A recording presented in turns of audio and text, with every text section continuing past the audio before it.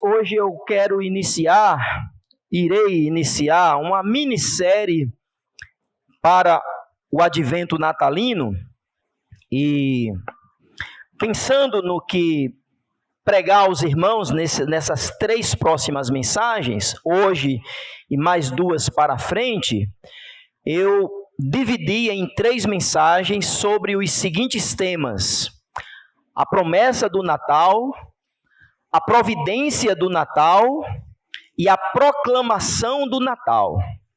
Então, hoje eu quero falar com os meus irmãos sobre o tema as promessas do Natal. Porque se nós pensarmos bem, o Natal ele não começou numa manjedoura. O Natal ele não foi inaugurado sobre a promessa do anjo para a jovem Maria ou pelo advento dos pastores que viram a miríade de anjos proclamando nos céus que o Salvador do mundo nasceu. Na realidade, irmãos, o Natal é muito mais antigo. Eu diria a vocês que o Natal está na eternidade passada, nos planos eternos de Deus. Então, nesta noite, eu gostaria de mostrar para os irmãos, à luz da palavra de Deus, que a Bíblia, ela inteira fala sobre esta promessa, a promessa do advento do Messias, aquele que haveria de nascer, que seria o Salvador, o Rei dos Reis e o Senhor dos Senhores. E na realidade, irmãos, estas promessas, que sobretudo vamos explorar no Antigo Testamento hoje, é um claro testemunho da fidelidade de Deus, do caráter fiel de Deus. E o meu objetivo hoje, a falar sobre as promessas do Natal, é reforçar o atributo de que Deus de fato é fiel e que Ele cumpre e cumprirá todas as suas promessas. Amém, meus irmãos? Eu sei que pode ser que seja um jargão evangélico hoje, né? Ah, Deus é fiel. Mas às vezes eu fico pensando o que é que as pessoas estão considerando acerca desta frase.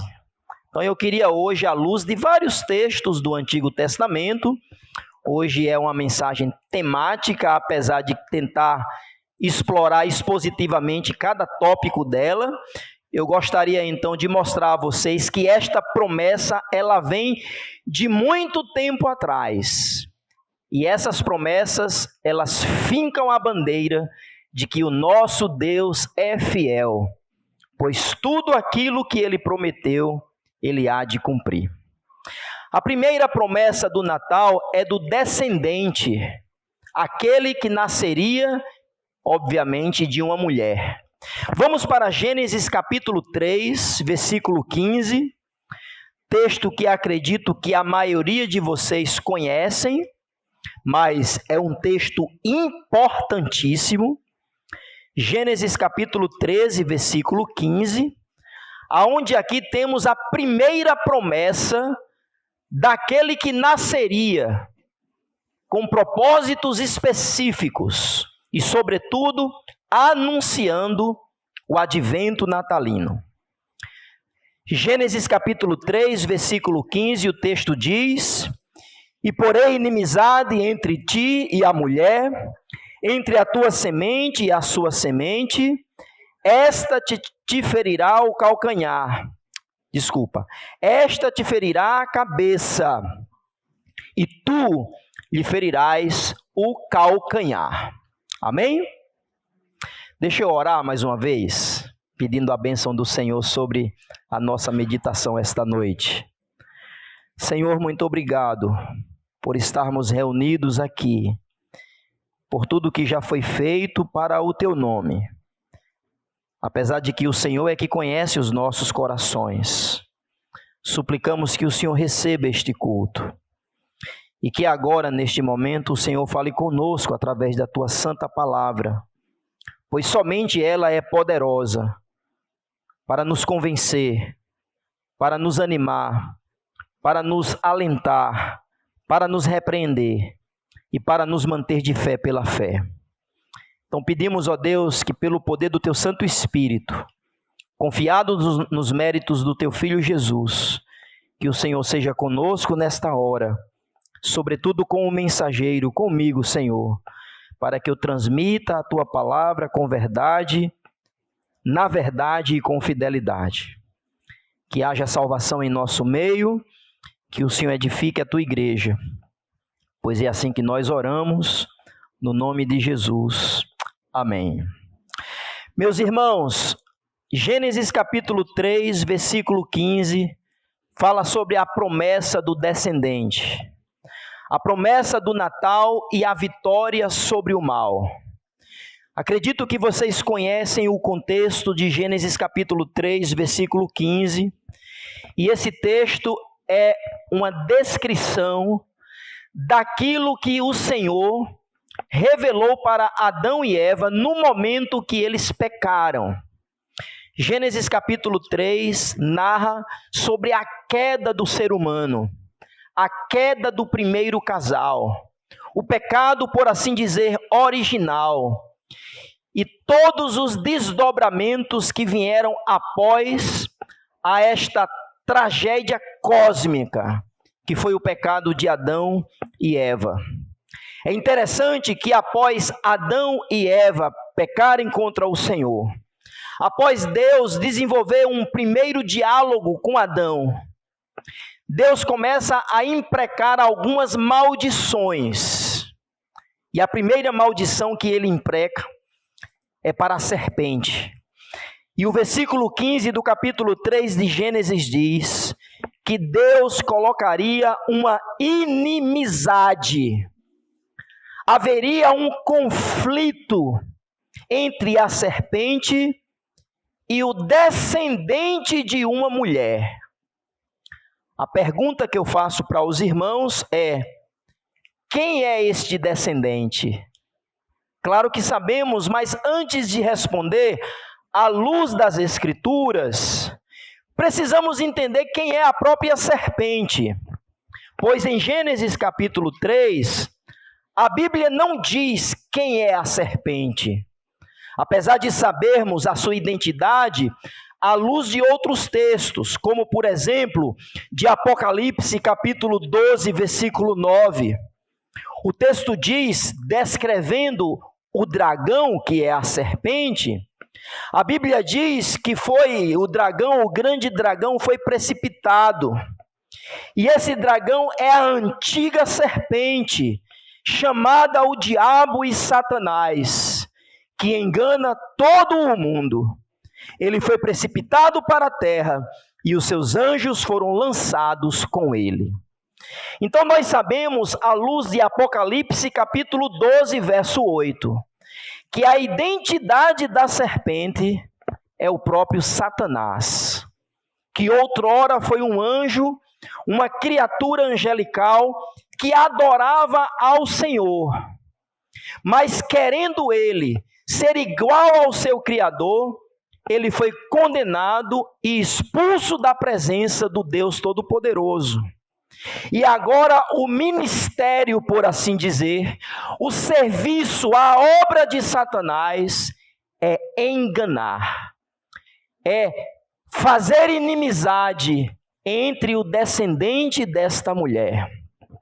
Eu não tenho dúvidas, irmãos, que quando Adão e Eva ouviram isto aqui, eles colocaram uma expectativa de que talvez ainda em sua geração, eles viriam este descendente, que seria capaz de esmagar a cabeça da serpente, conforme Isaías diz no capítulo 7, 14 da sua profecia, que esse descendente viria de uma mulher virgem.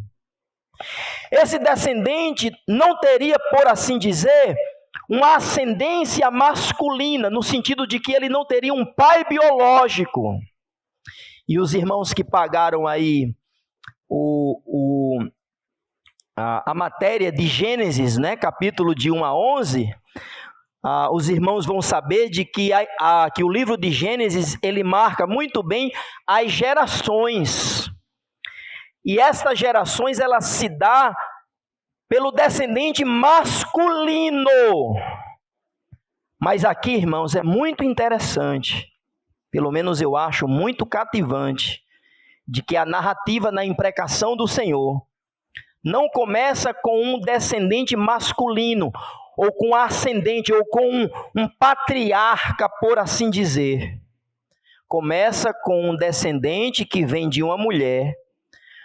Mas cadê o pai deste menino? E nós sabemos que, na realidade, ele viria de uma virgem. E esta virgem conceberia e daria à luz àquele que seria chamado o Deus conosco. É o que significa a palavra Emanuel. Meus irmãos, Romanos capítulo 16, verso 20, um texto que eu vou apenas citar uma parte dele. A Bíblia diz que o Senhor esmagará em breve a cabeça de Satanás debaixo dos seus pés. Mais uma vez, Romanos 16, 20. E em Hebreus capítulo 2, versículo 14, a Bíblia diz que o Senhor Jesus Cristo veio para aniquilar aquele que tem o império da morte, isto é, o próprio diabo. Então, o descendente da mulher, irmãos, nós não precisamos ter dúvidas alguma que foi prometido em Gênesis 3,15. O primeiro anúncio do Natal. Ele nasceria. Ele viria de uma mulher grávida, sem precisar de pai, pois ele viria para, de fato, consumar a obra da vitória sobre a morte e sobre Satanás. Irmãos, o Natal é isso. O Natal não são meras confraternizações. Não que eu sou contra, claro que não. Mas o Natal é o conhecimento desta antiga promessa de que o descendente da mulher viria e ele esmagará a cabeça do inimigo. Amém, irmãos? Ele terá vitória sobre o mal. Ele terá vitória sobre o mal, irmãos, porque a promessa do Natal vai abençoar todas as famílias da terra. Vá comigo para Gênesis capítulo 12, versículos de 1 a 3. Fazendo um salto para a genealogia de Abrão, ou mais conhecido como Abraão, um homem que Deus escolheu para que dele viesse a descendência prometida. O texto diz em Gênesis capítulo 12, verso de 1 a 3, ora, o Senhor disse a Abrão, sai da tua terra e da tua parentela, da casa de teu pai, para a terra que eu te mostrarei. E far-te-ei uma grande nação, abençoar-te-ei e engrandecerei o teu nome, e tu serás uma bênção. Abençoarei os que te abençoarem, e amaldiçoarei os que te amaldiçoarem, e em ti serão benditas todas as famílias, diga alguém, da terra. Claro que essa promessa, irmãos, foi dada a um homem, que a Bíblia vastamente vai falar, quem foi Abraão. E por graça e misericórdia de Deus, ele se torna o detentor da linhagem do descendente da mulher. Pois, por uma cômica providência de Deus, me permita usar esta maneira de falar, uma cômica providência de Deus, Deus escolhe um homem que tinha uma esposa estéril. É interessante, irmãos, como Deus faz isso. Como Deus usa do seu poder, como que dissesse, vocês têm que depender de mim. E nós sabemos que Abrão, ele recebeu a promessa de Deus, que dele viria uma grande descendência, Mas essa promessa não se concretizou logo não. Vocês lembram disso? Ou não? Ele era um idoso, ele e a sua senhora, a Sara. Eles já eram velhos.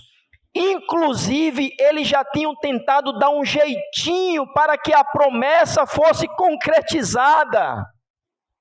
Assim como Sara colocou no regaço de Abraão a sua serva chamada Agar. Ela que era uma egípcia, e ela de fato dormiu com Abraão, e a Bíblia diz, por aquele tipo de jeitinho de Abraão e Sara, nasceu Ismael, que não é a descendência da mulher prometida em Gênesis capítulo 3. Apesar de Deus ter tido misericórdia de Agar e de Ismael e dar promessas a eles, ele não seria o descendente, porque viria do próprio Abraão e da própria Sara, o descendente.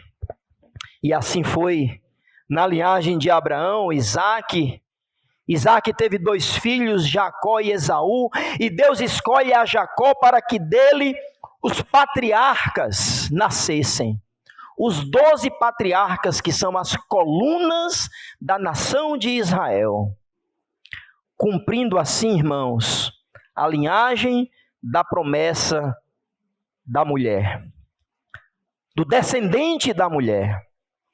Nós sabemos o quanto houve peleja, desde que Deus chama Abraão, desde que Deus estabelece Jacó como sendo o patriarca, e o patriarca tendo os seus 12 filhos, como Satanás se levantou para tentar apagar a linhagem do descendente, mas estava prometido, irmãos, todas as famílias da terra seriam abençoadas com aquele que viria dos lombos de Abraão. Conforme Hebreus capítulo 7, versículo 14 diz, esse descendente é da tribo de Judá. Eu quero que você vá comigo para Gênesis capítulo 49.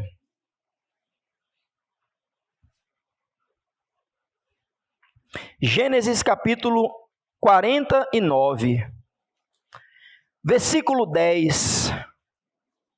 Esta promessa ela é tão antiga que quando Jacó estava abençoando os seus filhos, olha o que ele diz a Judá, justamente a Judá. Gênesis capítulo 9, versículo 10. O texto diz que o cetro não se arredará de Judá, nem o legislador dentre os seus pés, até que venha de Siló, e a ele se congregarão os povos. Aqui tem muita coisa, mas Jacó, já velho, já quase cego, ele pega cada um dos seus filhos e bota a mão sobre a cabeça deles, e ele dá uma bênção a cada um. E olha o que ele diz a Judá: Judá, de você sairá aquele que estabelecerá o cetro, e a sua tribo descenderá o Messias. Obviamente o texto não fala do Messias, que é algo que vai progredir na revelação, mas que convergirá a justiça do Senhor. E aqui a gente vê a promessa do leão da tribo de Judá. Termo bastante conhecido, mas talvez pouco explorado. Conforme diz Apocalipse capítulo 5, versículo 5, o texto diz que um dos anciãos disse a João: não chores, eis que o leão da tribo de Judá, a raiz de Davi, aquele que venceu, abrirá o livro e desatará os seus 7 selos. João está chorando, porque ele tem um vislumbre da glória celestial, e aquele que está assentado no trono tem um livro na mão, um pergaminho, um livro selado por dentro e por fora. E João olha para aquela revelação e começa a chorar. E os seres celestiais dizem: quem é digno de abrir o livro e desatar os selos? Então um dos seres celestiais chegam para João e diz: não chore, João. Eis que o leão, aquele que descende da tribo de Judá, ele é o Rei dos Reis. Ele abrirá o livro e desatará os 7 selos. Meus irmãos, a promessa do Natal vem de um descendente vitorioso, que foi prometido desde Gênesis capítulo 3, e que vai perpassando toda a história redentiva do Antigo Testamento, sobretudo, obviamente, para o povo de Israel, que descenderia dos lombos de Abraão, que descenderia da tribo de Judá, e que é ele que esmagará a cabeça da serpente, irmãos.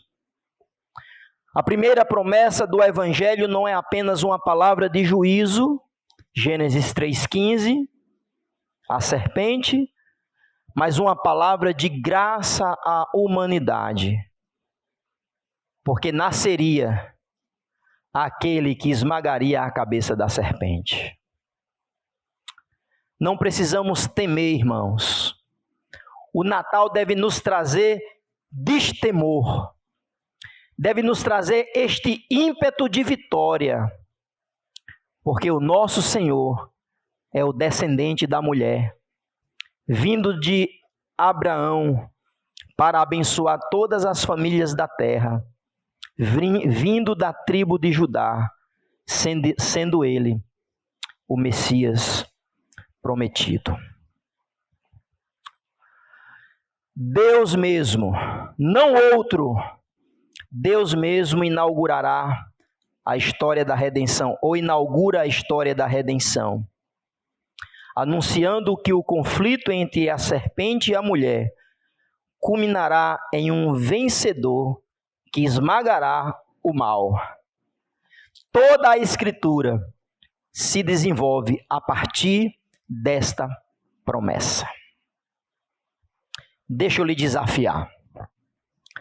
Quando você sair daqui hoje da igreja e você vê as luzes de Natal, eu não sei se você gosta, eu gosto demais. Ah, pastor, que tolice, eu sou tolo.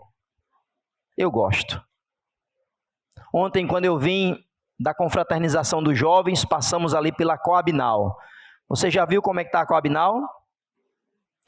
Lotada de pessoas. E eu já estava com essa mensagem na mente. E eu pensei comigo mesmo, eu nem comentei dentro do carro com os meus filhos, a minha esposa. Será que essas pessoas sabem o que significa o Natal? O Natal é a promessa do descendente da mulher, irmãos. Que somente ele tem o poder de esmagar a cabeça da serpente. Amém? E nós estamos no lado da vitória. Nós estamos no lado da vitória.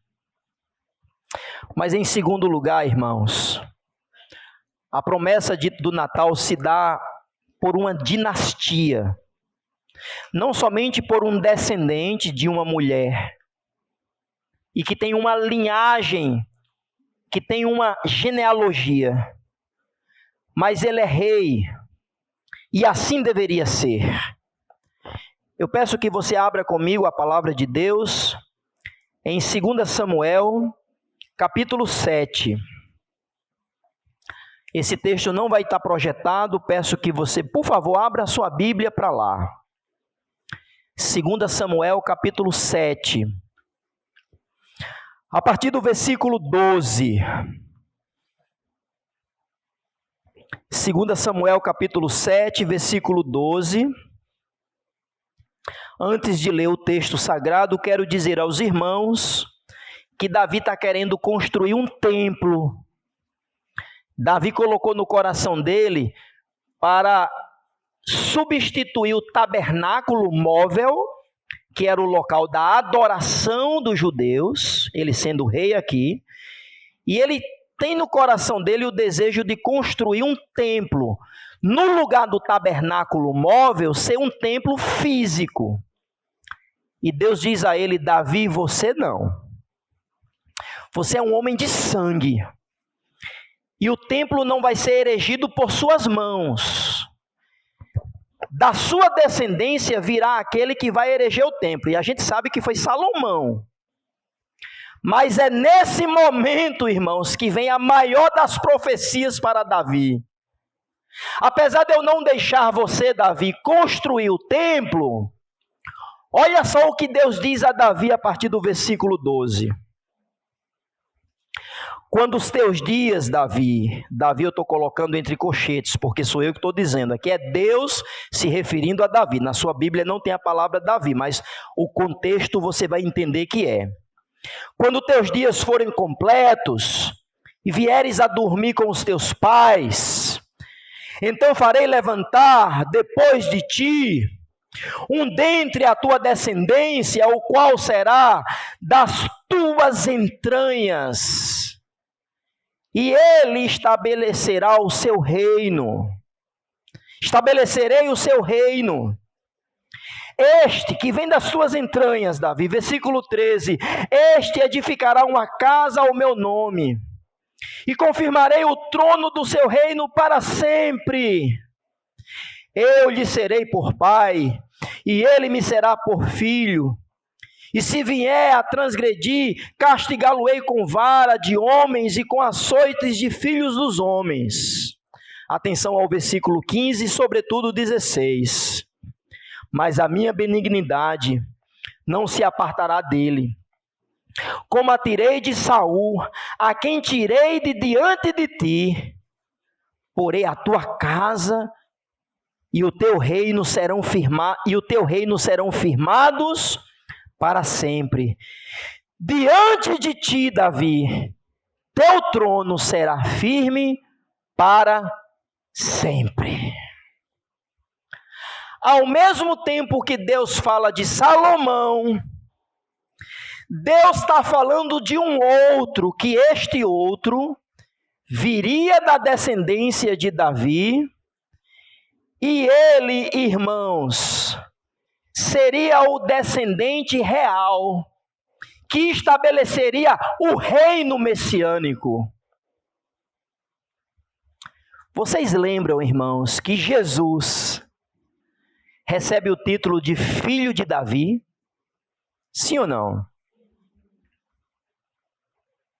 Inclusive, Mateus capítulo 1, versículo 1 diz que Jesus é da descendência de Davi e de Abraão. É até um anacronismo, que Abraão vem primeiro do que Davi. Mas ele é rei e ao mesmo tempo ele descende da mulher que veio dos lombos de Abraão. Então, irmãos, nesse sentido, Jesus é a promessa do Natal da dinastia real. E isso se confirmou, irmãos, quando o próprio anjo apareceu e disse a Maria que do seu ventre sairia o Senhor, que é o filho de Davi. O Senhor Deus lhe dará o seu trono para sempre, o seu trono não terá fim. Lucas 1, versículo 32 e 33. Olha, irmãos, como o livro de Apocalipse termina. A revelação final. O texto diz em Apocalipse: eu, Jesus, enviei o meu anjo para vos testificar estas coisas que foram reveladas no livro. Testifique às igrejas. Quem é Jesus, irmãos? Conforme diz Apocalipse, eu sou a raiz. E a geração de quem? A resplandecente estrela da manhã. É desse texto que veio a tradição judaica da estrela de Davi. Achei muito interessante porque eles não acreditam no Novo Testamento. Mas esse texto é uma alusão a Amós, profeta Amós, que diz que o Messias será a estrela que guiará o seu povo, como um rei que resplandece na sua realeza, em conduzir o seu povo à prosperidade e à vitória. Jesus usa esta alusão de Amós para dizer que ele é o descendente real, que veio da tribo de Judá. Além de ser o leão de Davi, ele é o rei da dinastia real do rei Davi. Irmãos, isto é maravilhoso. Ao passo de que a promessa do Natal fala sobre o nascimento de um rei. Sim, um rei que seria rejeitado. Sim, é verdade. Mas este rei foi adorado como tal. O que o diga os magos do Oriente. Texto que vamos ver domingo que vem sobre a providência do Natal. E ele recebeu homenagens de rei, pois assim de fato ele era. Sendo ele o rei dos reis, irmãos, na promessa de Davi. Davi, inclusive, quando falou da sua morte, conforme está escrito em Atos capítulo 2, versículos de 29 a 36, eu não vou ler o texto. Mas o próprio Pedro diz que Davi profetizou acerca do rei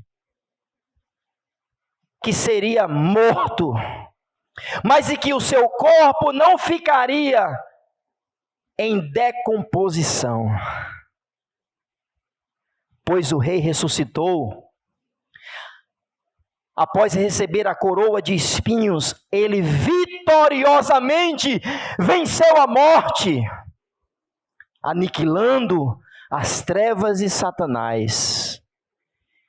E deixa eu lhe dizer, irmãos, a promessa do Natal deve nos remeter a uma promessa que ainda é escatológica, ou seja, ainda vai acontecer. Porque este rei foi rejeitado, mas ele prometeu voltar. Amém, irmãos?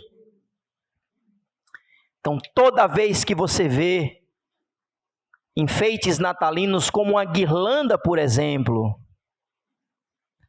que ela é redonda, eu imagino sobre a coroa do nosso rei. Claro que eu estou sendo aqui metafórico, mas eu quero tentar entrar no imaginário dos irmãos, para não permitir com que esses símbolos caiam apenas em uma festa cristã pagã, mas que isso aponta para algo maior. O rei nasceu, foi rejeitado, e a Bíblia diz que ele voltará. O descendente da mulher, ele também descende da realeza de Davi. E este Deus homem é o Emanuel, o Deus prometido, o Deus conosco. A promessa do Natal, em terceiro lugar, irmãos, é a junção deste Deus homem. Ora, irmãos, Paulo vai dizer que isso é um mistério.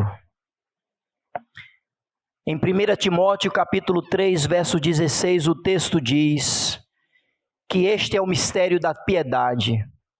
Deus se fez carne. E nesse sentido, irmãos, a promessa do Deus homem, descendente da mulher, um descendente real, que ao mesmo tempo vai para além daquilo que nós entendemos do que seria um rei humano.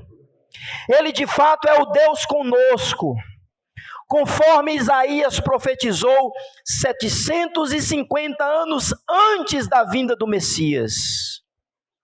Ele é o Emanuel, que significa Deus conosco.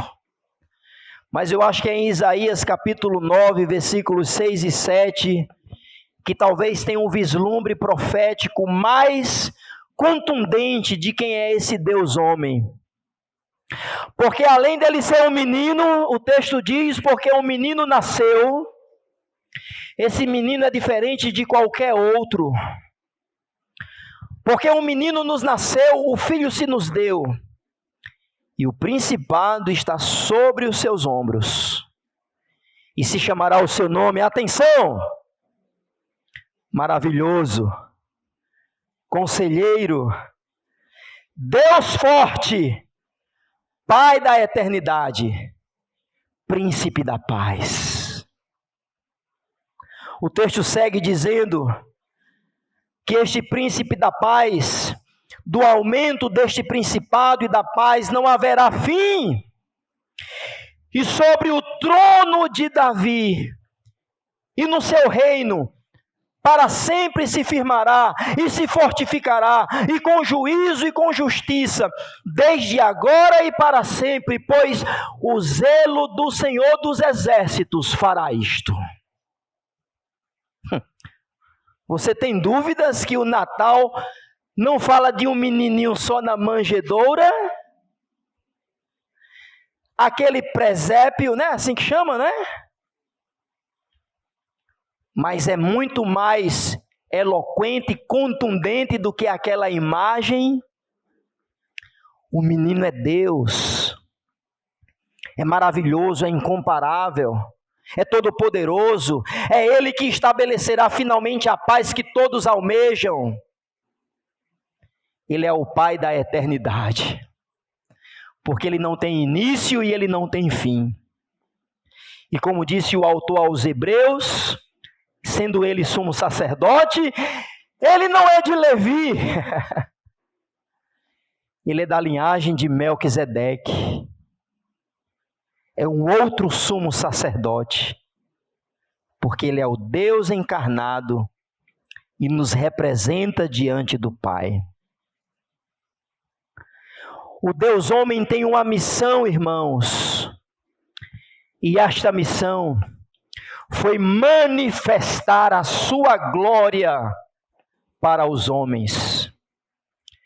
Ele veio raiar a luz, ele veio resplandecer a verdade de Deus, o próprio Deus em sua plenitude, como diz Paulo em Gálatas. Na plenitude dos tempos ele se manifestou, sendo ele nascido de mulher. Mas como diz os outros textos, ele é rei, e ele é mais do que rei, ele é Deus. Mas esse Deus nasceu em uma manjedoura, em volta de panos. Não estava nem na estalagem, porque nem lugar para ele tinha. Nasceu entre animais, talvez no estábulo, vamos ver melhor isso na providência do Natal.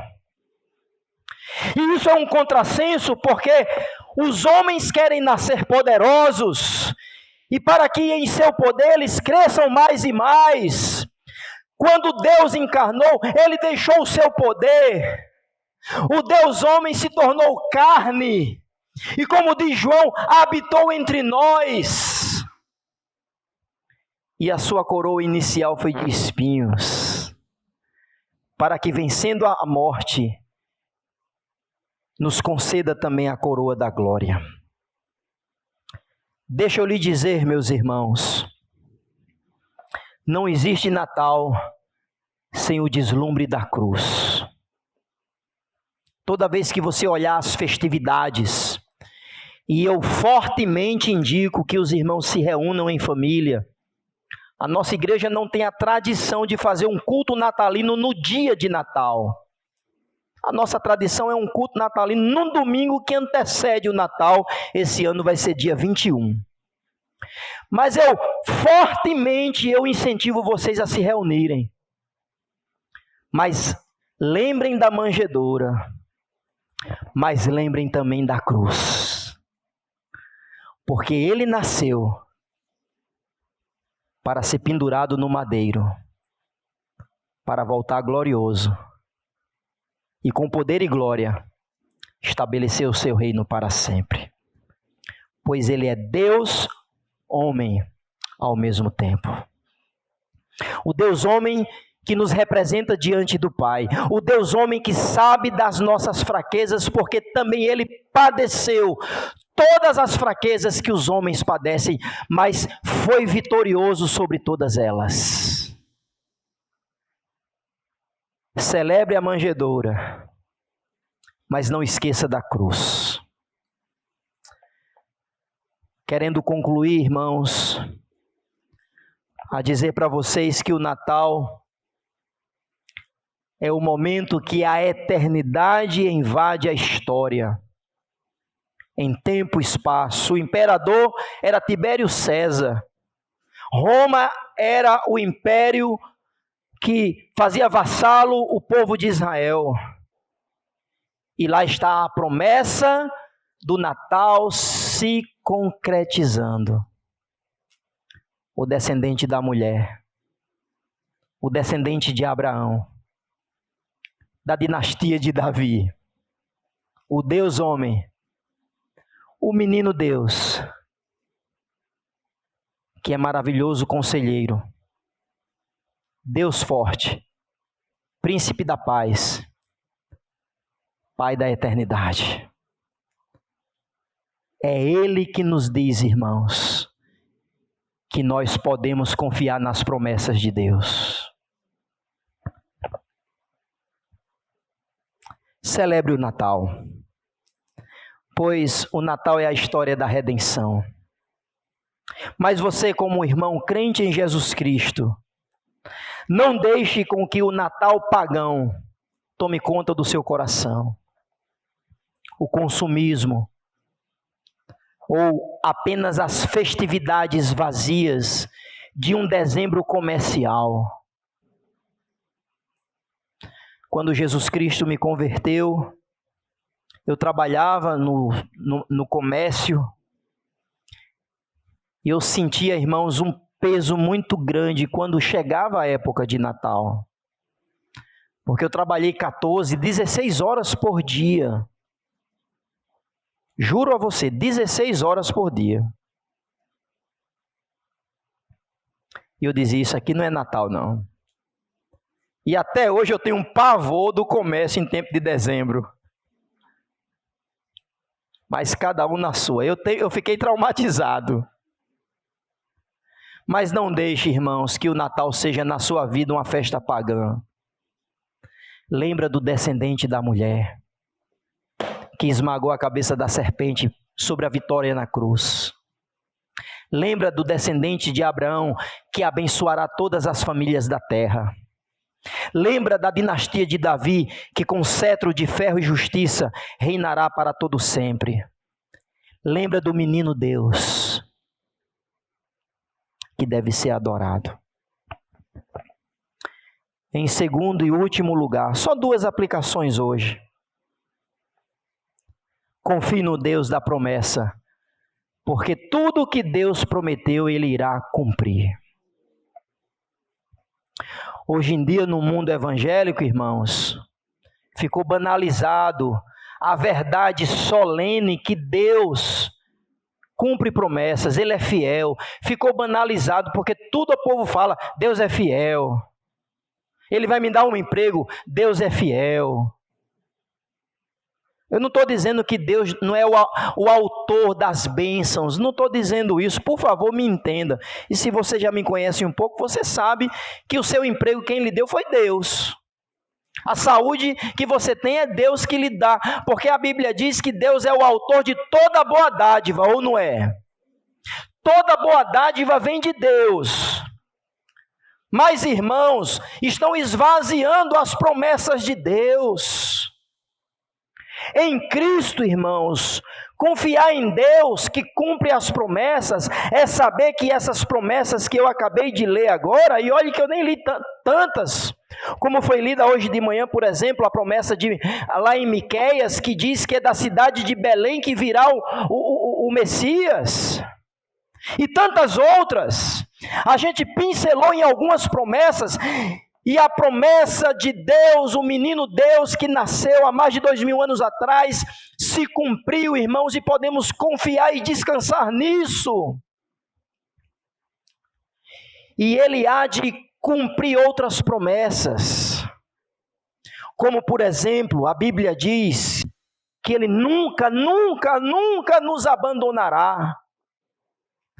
Mesmo na noite escura da alma, mesmo no vale da sombra da morte, o Senhor está conosco, irmãos. Porque Ele já venceu. E Ele disse aos seus discípulos: eu venci o mundo. Não tenham medo, tenham paz em mim. Porque eu vos dou a minha paz. A minha paz eu não dou como o mundo dá. Creiamos nisso. Eu não estou dizendo que não vamos passar por aflições. Eu estou dizendo que as aflições da vida, nós temos aquele que vai sustentar a nossa alma. Como diz Hebreus, Ele é a âncora da nossa alma. Confie. Está difícil? Não pare de confiar. Olhe para as promessas do Natal que já se cumpriram. E projete sobre promessas que ainda virão. E sobretudo aquela que Ele voltará.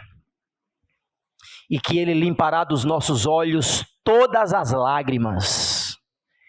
E não haverá mais morte, nem pranto, nem tristeza, nem dor. Porque o Natal já passou. A cruz findou. E Ele voltará.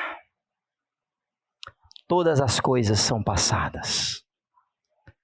Confie, irmãos, porque se Ele prometeu, Ele irá cumprir. Nesta noite, sobre as promessas do Natal, você só tem duas opções. A primeira é fazer deste evento apenas uma festividade pagã. Aonde você gasta o que tem e o que não tem, para impressionar pessoas que você nem conhece, e para adquirir coisas que você nem precisa. Eu sei que o dinheiro é seu, mas antes de entrar no espírito do Papai Noel, que é maligno, eu quero que você pense nas promessas do Natal. Que você tenha fé no descendente da mulher. Na linhagem de Abraão, o pai da fé. Na dinastia de Davi. Aquele que o profeta disse, é o menino Deus. Ou você crê, ou você continua em um estado de dormência, num estado de influência com o espírito do mundo, que não sabe o verdadeiro significado do Natal. As promessas do Natal, que possamos firmar-se nela e proclamar a todas as pessoas que também, quem não crê em Jesus, podem descansar também nelas. Vamos orar.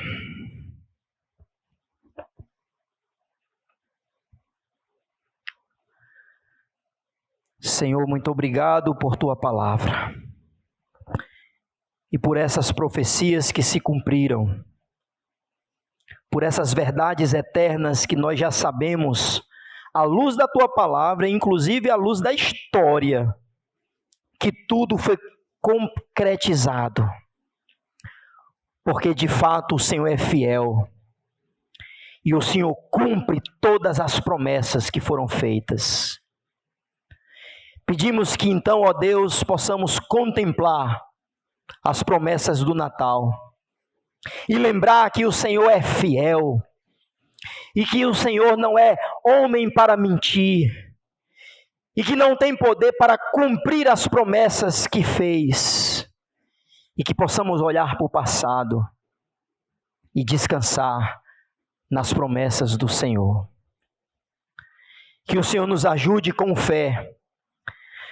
Ter a plena convicção, a certeza de fé que promessas que ainda não se cumpriram, se cumprirão. De que o Messias voltará, que o Filho, o menino Deus, voltará como Rei de justiça. E é Ele mesmo que enxugará dos nossos olhos todas as lágrimas. O Natal é a proclamação da vitória. O Natal é a proclamação daquele que esmagou a cabeça da serpente. Ainda estamos neste interlúdio entre o ainda batalhamos contra o pecado e Satanás, mas já sabendo que o Senhor já venceu. E que a manjedoura e a cruz nos acompanham. E que um dia, com os nossos próprios olhos, vamos ver que o Senhor é o nosso Deus. O Senhor é o nosso Rei. Não mais o menino na manjedoura. Não mais o crucificado humilhado na cruz. Mas o ressurreto em glória, para nos dar a vitória perene e certa. E se há alguém em nosso meio que não tem ainda a certeza das promessas do Natal, que hoje essa pessoa se entregue a Jesus, para que ela possa ter o verdadeiro significado desta legítima festividade cristã, mas que por causa do paganismo, por causa da serpente, essa pessoa não tem celebrado o verdadeiro Natal.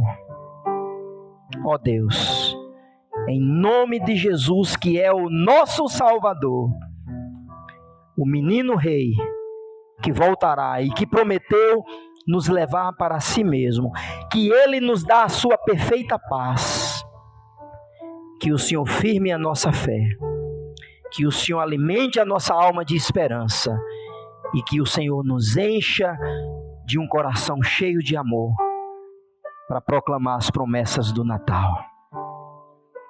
E que hoje à noite, pessoas que ainda não descansam nessas promessas, possam se entregar a Jesus, para que tenham certeza de que outras promessas também se cumprirão nele, e que possa gozar desta paz que excede todo o entendimento, e de que um dia estará, sim, não no lado da serpente, esmagado no lago de fogo, mas no lado do Cordeiro, que é o leão, que é a raiz de Davi, que é o Deus homem, que é o nosso Salvador e Senhor. Que hoje seja o dia da sua salvação. Que hoje pessoas se entreguem a este, que dá todo e o único significado ao Natal. Eu peço que o teu Santo Espírito traga clareza a estas verdades, que são sublimes e eternas, apesar do mensageiro. No nome de Jesus. Amém e amém.